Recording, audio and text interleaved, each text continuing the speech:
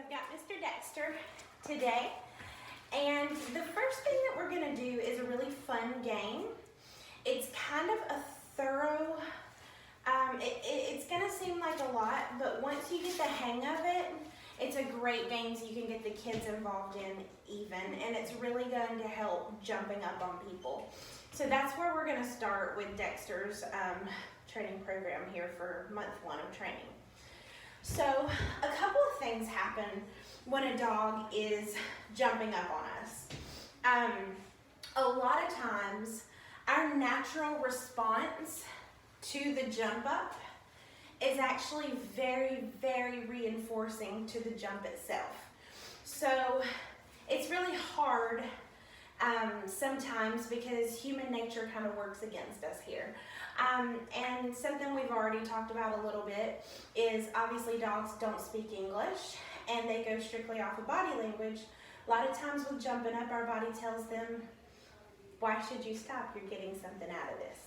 So what we're going to do for jumping up is we're going to put it into a game to play so that he can learn that jumping up is never really something that we're going to do. We're going to take the jump out of our interactions totally. We are going to use our body to help us, of course. So there's a 2-step process here. The first thing is once we're aware of, okay, let's not reinforce the jump, step 1 is only step 1. Step 1 alone is not going to fix the jumping, but hang with me. So step 1, once the dog, any paws leave the floor, whether they contact me or not, we're going to be that picky for this game. Excuse me. So when any paws leave the floor, what I'm going to do is I'm going to totally disengage. And this part is really hard, especially for kids. But the more they practice it, the better they'll be, the more confident they'll be. So when I get a jump up or when I get paws leaving the floor, I'm going to totally disengage. I'm actually going to turn my body. I'm going to make for certain the dog does not get my eye contact. This is another real hard one. I'm not going to say any words, and I'm for sure not going to touch the dog at all, even just to push him down. None of those things are going to work because those are all very reinforcing. So step 1 is freeze, turn away. So a lot of times when we get that in our mind, we think we're golden, but dogs are really, really smart. And a lot of dogs are very, very easy to pick up any patterns we throw at them because they're constantly reading our body. So when you have really, really smart dogs especially, it doesn't take them long to figure out the pattern of, I come, I jump on you, I sit and I settle and I get a treat. So a lot of times they think that jumping up is the cue for the game, and if they just settle immediately, they'll get a treat. So you see Dexter just kind of moved up a little bit, paws left the floor, but there was no contact on me. My step 1 was I totally ignore him, right? I turn away. Then step 2 is actually the important part of the game.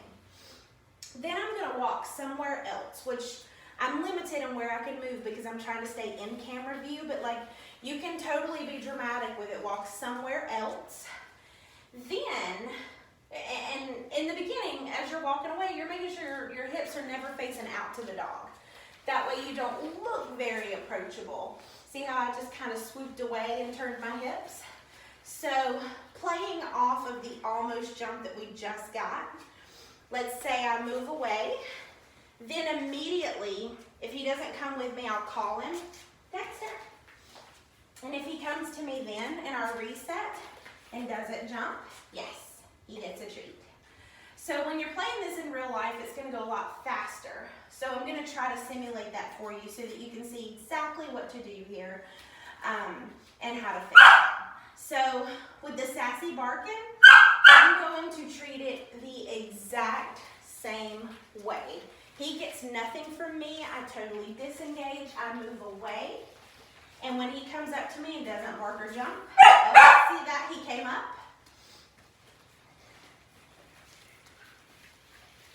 Yes. Gotta try to be quicker than him if he's barking, if he gets excited, as far as delivering that treat when he's not barking or jumping. So that does make it harder. But I promise you, once you get a good feel for it, the game will be easy peasy for you. This game is one of my favorite training games to play when it's not real life, to prepare for real life, because it's so easy to just go with the game. Because even if you're not carrying treats on you 24/7, I don't expect you to. I myself don't even do that unless I'm actually working at all. This game can be started by him. He can actually initiate the game by jumping on you. You've got to move away anyway. So you just move to the treat canister that we talked about. Go there, get a treat, walk away. And then once he really gets the hang of this game, you want to make it a little harder for him, then what you can do, let me find my handy dandy squeaker in my pocket. Then what you can do, Dexter, yes, good boy. And it's gonna seem so easy, especially if he's not really willing to jump on you in this simulated game. The more that you play it with him, the more that's gonna transfer into real life. We have to make sure that a jump up is always gonna get the exact same response across the board.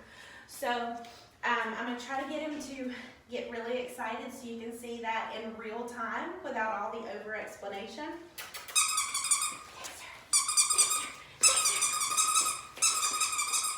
What are you doing? What are you doing? What are you doing?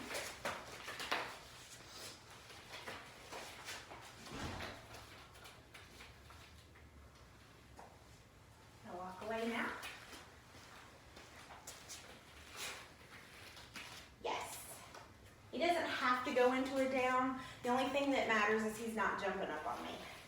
So that was kind of a real life sample for you and how that's supposed to look. I want to do that one more time. Dexter! Oh, what a good boy. What a good boy. Super duper important to reward when he is offering the ideal behavior, just as much as it is to redirect when it's not the ideal behavior. So if you go into a rep of trying to get rid of this jump, and he does exactly what we want, throw a party over it, make it a big deal so he can be like, ah, that light bulb can happen for him. Of course, this game for the first little bit, totally simulated. Still respond the way that we talked about when it's real life and he's excited, but we're gonna play this game so much when it's not real life that when it is real life, he's gonna stop and think. Dexter, come here. What are you doing? Oh my goodness. Yes, good boy. Very good. Yeah, where are you going? Where are you going? Come on. Yes, good job. And don't consider it a fail if he isn't jumping on you during this game, because that gives him even that much more practice to do the right thing. And to know that when he's a little bit excited, it's gonna go so much further if he just sits nicely. Dexter, yeah, what? What is it? What is it? Come on. Come on. Come on. Yes, good job. Once the kids get the hang of exactly what they're supposed to be doing, this will be a very fun game for them. Give them time to figure it out. Let them watch the video. Maybe use your older ones and even mom and dad get involved in the beginning so that everybody understands how the game works. Once they get it, they'll love it. Dexter. Yeah, good job. One more. One more. Yes, good job. He wanted to so bad. He was a smart boy. Are you a smart boy? Are you a smart boy? Yes, good boy. Very nice job. That's where we're gonna start. See you guys soon.